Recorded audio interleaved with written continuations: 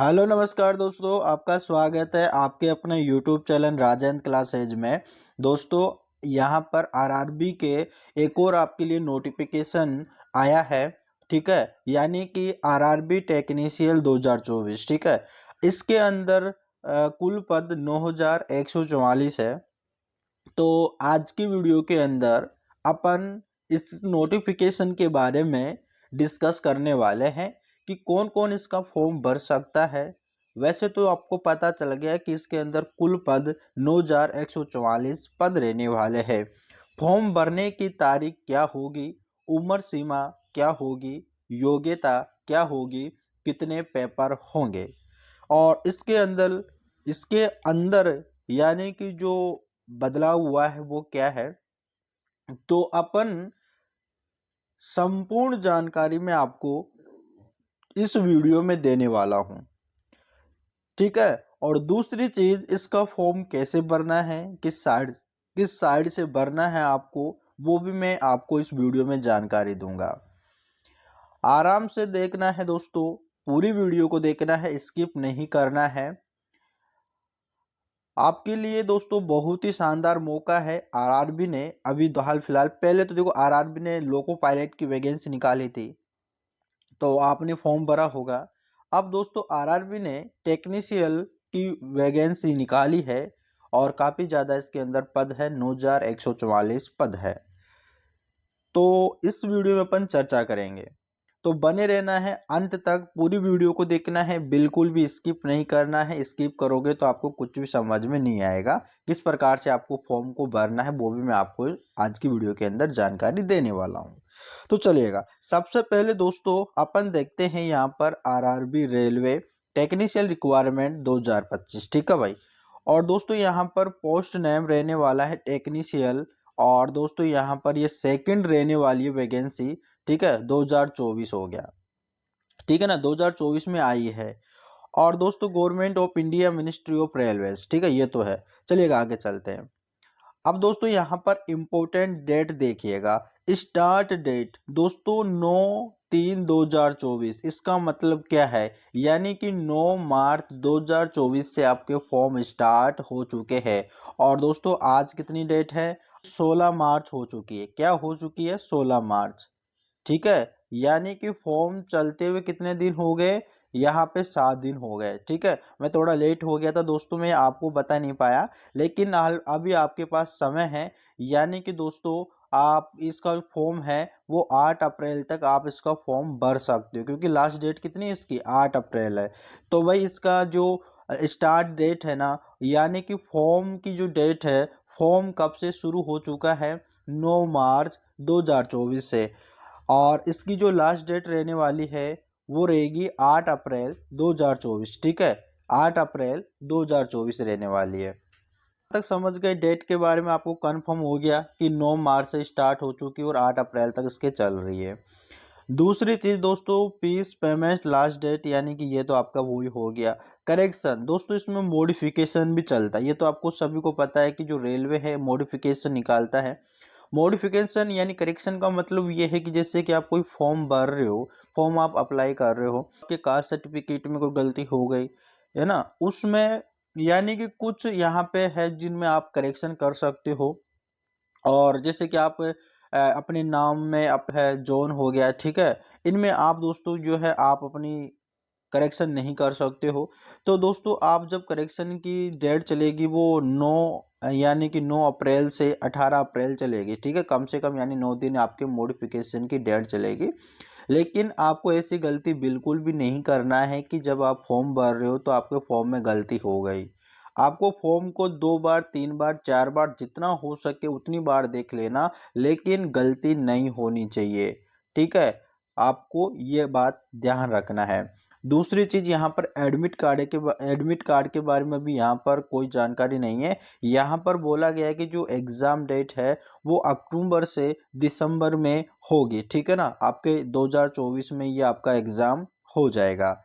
ठीक है भाई, अक्टूबर से ही दिसंबर आपके ये एग्जाम हो जाएगा।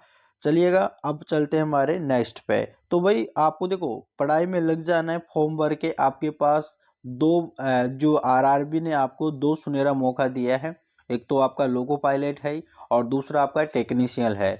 अगर आपको 2024 में अगर आपको नौकरी चाहिए तो आपको जी जान लगाना है, मेहनत करना है। मेहनत करोगे ना तभी आपको कुछ मिलेगा, वरना आपको कुछ भी नहीं मिलेगा, क्योंकि भीड़ बहुत ज़्यादा है।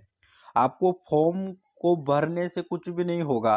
फॉर्म को भर के अपने घर में रख लो, उससे आपको कुछ भी नहीं मिलने वाला। आप एग्ज़ाम देने चले जाओ, उससे भी कुछ नहीं हो रहा। आप एग्ज़ाम पास करो, एग्ज़ाम को क्रैक करो, और दोस्तों आपका मेडिकल जो होगा वो उनको करो, और फिर बाद में दोस्तों आपका जॉइनिंग लेटर आना चाहिए, वो है मज़ेदार बात।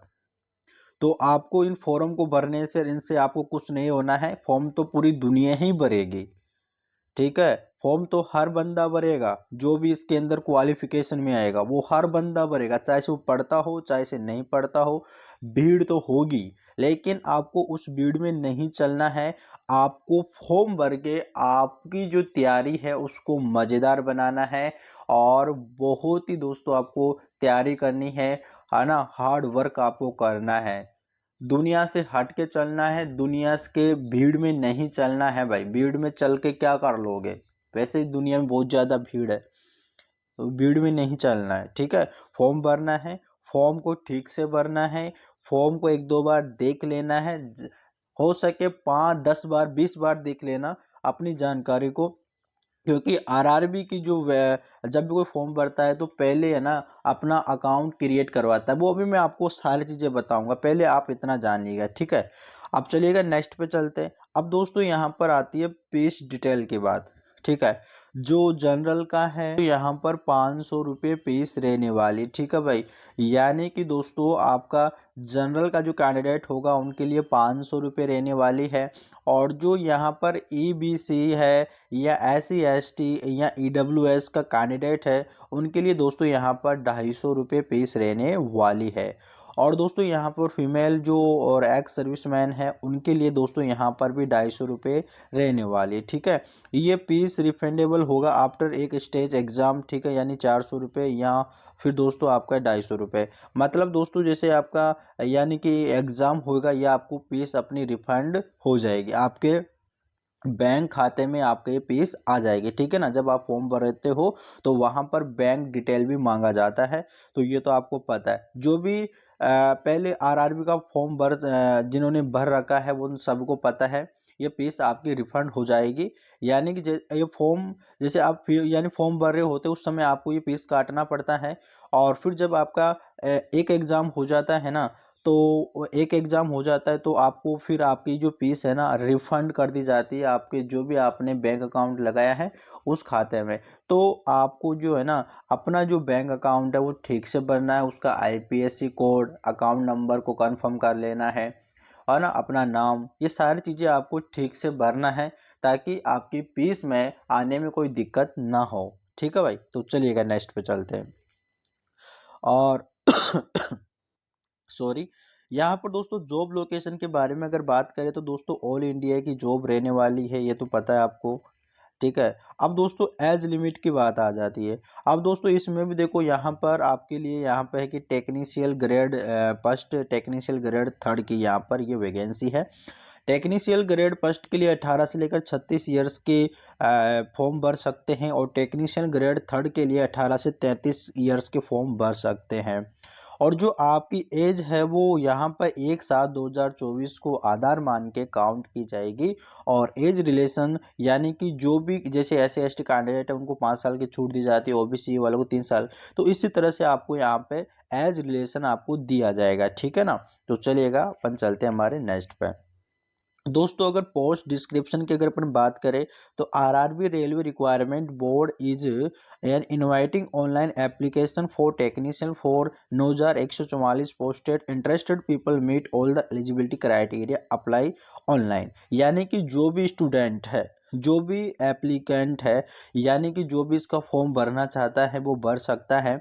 लेकिन एलिजिबिलिटी क्राइटेरिया यानी कि जो इसकी एलिजिबिलिटी क्राइटेरिया के अंतर्गत आता हो, यानी कौन कौन से इसके अंदर यानी कि क्वालिफिकेशन है, जो इसके आरआरबी ने जो क्वालिफिकेशन मांगी है वो क्वालिफिकेशन होना चाहिए आपके पास में, तब जाकर आप उसका फॉर्म भर सकते हो। 9144 इसके अंदर पोस्ट पद रहने वाले हैं। ठीक है भाई, ठीक है, इस प्रकार से आपको करना। मैं भी आपको बताऊंगा क्वालिफिकेशन भी क्या रहने वाली है। देखो दोस्तों, यहाँ पर आता है detail of requirement of army railway technician online form 2000। जैसे पोस्ट नेम का टेक्नीशियल है, नंबर ऑफ पोस्ट यानी कि 9144 पोस्ट रहने वाली है। अब दोस्तों देखो, टेक्नीशियल ग्रेड यानी कि फर्स्ट सिग्नल यानी कि इसके अंदर दोस्तों टोटल पोस्ट कितनी है, 1000 यानी कि 92 इसके अंदर पोस्ट है, जो कि कम है।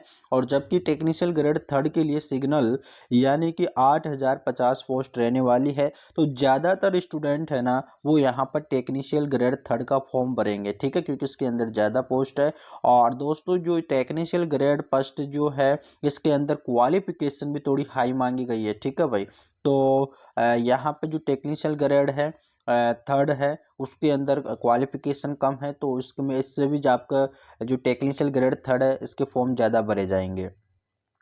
ठीक है, तो चलेगा, अपन चलते आगे। अब दोस्तों अपन बात कर लेते हैं कैटेगरी वाइज पोस्ट क्या क्या रहने वाली। जैसे कि अगर अपन बात करें टेक्नीशियल ग्रेड फर्स्ट सिग्नल की, है ना, तो इसके अंदर टोटल पोस्ट 1092 पोस्ट रहे है, जिसमें जनरल की 503 पोस्ट है, ओबीसी की यहाँ पे 272 पोस्ट है, एससी की आपको 148 पोस्ट है, एसटी के आपके 73 पोस्ट है, ईडब्ल्यूएस का यहाँ पर 95 पोस्ट है। अगर बात करें टेक्नीशियल ग्रेड थर्ड की, जिसमें यहाँ पे 8050 पोस्ट रहने वाली है।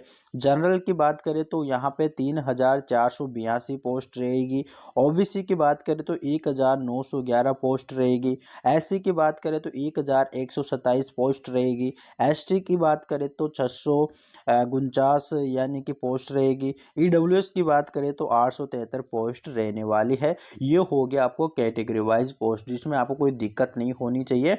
जिसमें भी ज़्यादा पोस्ट है आपके, वहाँ पर आपको फॉर्म को भरना है, ठीक है। चलिएगा आगे। अब दोस्तों बात आती है एजुकेशन क्वालिफिकेशन की, जो आप काफ़ी बेसब्री से इंतज़ार कर रहे हो कि हमें तो सिर्फ क्वालिफिकेशन बता दीजिएगा, बाकी तो हम देख लेंगे। तो देखिएगा, education qualification technician grade first signal में देखो आपके पास सॉरी, बैचलर डिग्री विद यानी कि आपके पास कोई बैचलर डिग्री होनी चाहिए साइंस या फिजिक्स या साइंस में, इलेक्ट्रॉनिक्स होना चाहिए, कंप्यूटर साइंस, ठीक है, इंफॉर्मेशन टेक्नोलॉजी, इंस्ट्रूमेंटेशन। और दोस्तों यहाँ पर देखो बीएससी है इन कम्बिनेशन ऑफ एनी, है ना, सब stream of physics, electronics, computer science, IT, instrumentations, है ना।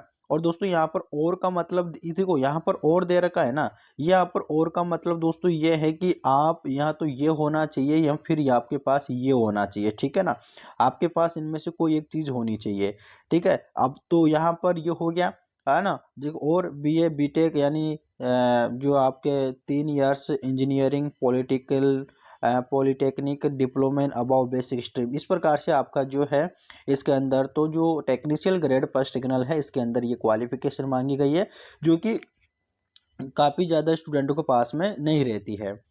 टेक्निशियल ग्रेड यहाँ पे देखा जाए तो थर्ड यानी कि जो बात करें तो इसके अंदर दोस्तों फॉर ऐसी, देखो यहाँ पर देखो बात करेंगे, इसके अंदर दोस्तों आपका 12th पास होना चाहिए, किसके साथ में, विद यानी फिजिक्स और मैथ के बाद। यानी कि अगर आपके पास 12th पास है, जिसके पास में फिजिक्स है मैथ है, वो उसका फॉर्म को अप्लाई कर सकता है। अब दोस्तों यहाँ पर देखो, यहाँ पर दोस्तों आपके लिए और भी दे रखा है, ठीक है, और भी दे रखा है। और का मतलब ये है, या तो आपके पास 12th पास और दोस्तों 12th पास के बाद में दोस्तों फिजिक्स एंड मैथ होना चाहिए, या फिर दोस्तों आपके पास यहाँ तक 10th पास होना चाहिए with ITI certificate from NCVT या एससीवीटी होना चाहिए। या तो देखो 12th पास करके ये फिजिक्स या मैथ होना चाहिए, और जिन्होंने भी 10th पास किया है 10th पास और आईटीआई होनी चाहिए, वो भी इसका फॉर्म भर सकता है, लेकिन वो टेक्निशियल ग्रेड 3rd का फॉर्म भर पाएगा। ठीक है भाई, इस प्रकार से इसका फॉर्म भर पाएगा।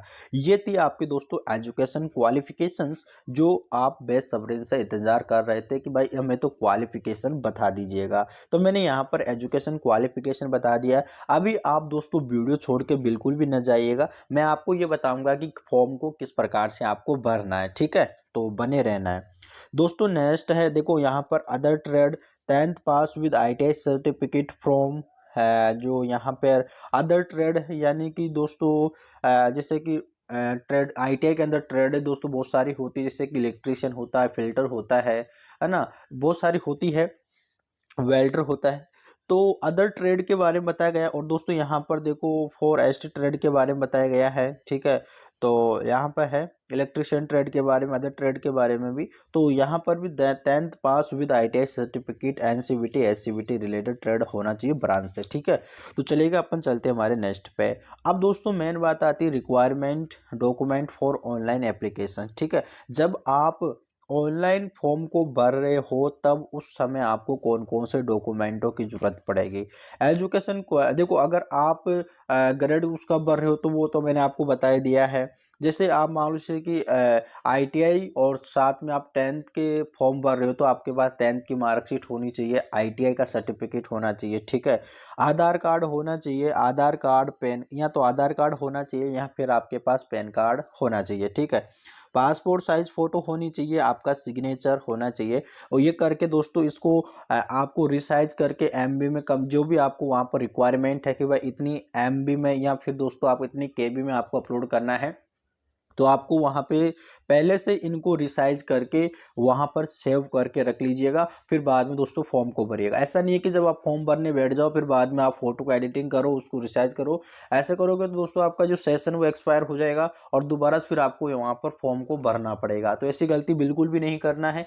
पहले जितने भी डॉक्यूमेंट्स है जो भी आपको स्कैन करने के लिए बोल रहा है, जो भी अपलोड करने के लिए बोल रहा है, उन सारे डॉक्यूमेंट्सों को आपको क्या करना है, पहले रिसाइज करके जितनी रिक्वायरमेंट है उसके हिसाब से कर लो, फिर दोस्तों आपको सेव करके रख लीजिएगा, फिर फॉर्म को आपको भरना है। ठीक है, यहाँ तक आपको समझ गए।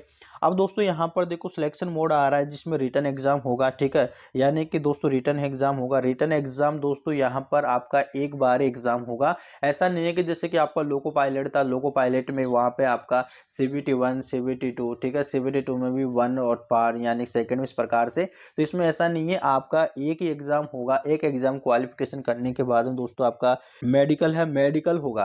ठीक है, इसमें B1 इस प्रकार से आपका होगा, यानी कि आपके पास चश्मा वश्मा नहीं लगी होनी चाहिए आपके पास में। ठीक है, और वो सारी चीज़ें हैं। तो ये होगा रिटन एग्जाम होगा। रिटन एग्जाम भी एक बार ही होगा। फिर दोस्तों आपका मेडिकल टेस्ट होगा। मेडिकल टेस्ट होने के बाद दोस्तों आपके पास फाइनल मेरिट लिस्ट बनती है। ठीक है, इस प्रकार से आपका एग्जाम होगा। तो चलिएगा दोस्तों अपन आगे चलते हैं। अब दोस्तों यहाँ पर बात आती है कि दोस्तों में हम फॉर्म कैसे भरें। दोस्तों में यहाँ पर जो आरआरबी की जो वेबसाइट है, यानी कि जो इसकी वेबसाइट है, कहाँ से भरना है उसकी लिंक मैं यहाँ पर मेरे डिस्क्रिप्शन बॉक्स में दे दूंगा। तो वहाँ पर डिस्क्रिप्शन बॉक्स में जाना है, डायरेक्ट वहाँ पे जाते हो तुरंत वहाँ पे दोस्तों आरआरबी की जो वेबसाइट है वो खुल जाएगी। तो वहाँ पर आपको दोस्तों कुछ इस तरह का इंटरफेस आपको देखने को मिलेगा। ठीक है, इंटरफेस देखने को मिलेगा। जो यहाँ पे पहली बार फॉर्म भरेगा वहाँ उसको वहाँ पर अप्लाई पर क्लिक करना है। अप्लाई पर क्लिक करने के बाद में दोस्तों आपके पास दो ऑप्शन आएंगे। पहला ऑप्शन तो होगा दोस्तों आपको यानी कि क्रिएट एन अकाउंट, और दूसरा ऑप्शन होगा आपको दोस्तों लॉगिन का। ठीक है, अगर जो पहली बार अप्लाई कर रहा है उसको क्रिएट एन अकाउंट पर क्लिक करना है। जैसे ही वो क्रिएट एन अकाउंट पर क्लिक करता है तो उसके सामने इस प्रकार का फॉर्म खुल जाता है। एक बार मैं इसको जूम कर लेता हूँ। ठीक है, कुछ इस प्रकार से फॉर्म खुल जाता है जिसमें दोस्तों वो बहुत सारी यहाँ पे जानकारियाँ मांगता है, जैसे कि यहाँ पे कंट्री ऑफ नेशनलिटी, ठीक है, फुल नेम आपको फिर से यहाँ पर दोबारा टाइप करना है। आपकी डेट ऑफ बर्थ यहाँ पे टाइप करना है, रीटाइप डेट ऑफ बर्थ करना है। सिलेक्ट जेंडर, वहाँ पर reselect gender. Father's name, reselect father's. इस प्रकार दोस्तों इस फॉर्म को आपको फिलअप करना है। फिलिप करने के बाद में दोस्तों यहाँ पर दोस्तों आपको लास्ट में ऊपर से ऑप्शन आ रहा है, यानी कि देखो review and create an account, इस पर क्लिक करना है। क्लिक करने के बाद दोस्तों आपका अकाउंट बन जाएगा। जैसे कि दोस्तों यहाँ पर बोल रहे हैं ना, यहाँ पर दोस्तों आपको पासवर्ड भी मांगना, कन्फर्म पासवर्ड। जो भी देखो, जो नंबर लगाओगे ना आप, नंबर वही लगाना है जो हमेशा आपके पास एक्टिव रहते हैं। और यानी कि जो पासवर्ड है वो पासवर्ड, ऐसा पासवर्ड लगाना जो आपको याद रहे, ठीक है। क्योंकि दोस्तों यहाँ पर आपको यहाँ पर दोबारा अकाउंट नहीं बन पाएगा आपका, ठीक है ना। आरआरबी में एक ही बार आपका अकाउंट बनता है, आपको दोबारा अगर कोई वैकेंसी आती है तो आपको डायरेक्ट ही लॉगिन करना पड़ता है। लॉगिन करने के बाद दोस्तों आपको फॉर्म को फिलअप कर पाओगे। तो इस प्रकार से आपका दोस्तों क्रिएट एन अकाउंट का लेना है। करने के बाद दोस्तों आपके पास यहाँ पर पासवर्ड बन जाएगा और आपका लॉगिन आईडी होगी दोस्तों। यहाँ पर आपका मोबाइल नंबर और पासवर्ड होगा जो आप यहाँ पर क्रिएट करोगे। क्रिएट करने के बाद दोस्तों यहाँ पर देखो आपका ऑप्शन आएगा। यहाँ पर देखो साइन इन योर अकाउंट। यहाँ पर दोस्तों आपका मोबाइल नंबर डालना है और पासवर्ड डालना है और लॉगिन आपको कर देना है। करने के बाद दोस्तों आपके पास फॉर्म खुल जाएगा। उस फॉर्म को आपको ध्यान से भरना है। जो इसमें भी जोन आप लगाना चाह रहे हो वो जोन लगाना है, आराम से भरना है, ठीक से, गलती नहीं करना। अगर फिर भी दोस्तों आप इतनी मेहनत करने के बाद में, ठीक से भरने के बाद में अगर आपसे कोई गलती हो जाती है तो दोस्तों आप वहाँ पे मॉडिफाई कर सकते हो। आपको 9 दिन का समय मिलेगा मॉडिफिकेशन को करने का। तो ठीक है भाई, आपको लेकिन फिर भी आप जहाँ हो सके उतना इतने सोचना कि मेरे से गलती नहीं हो फॉर्म को भरने में।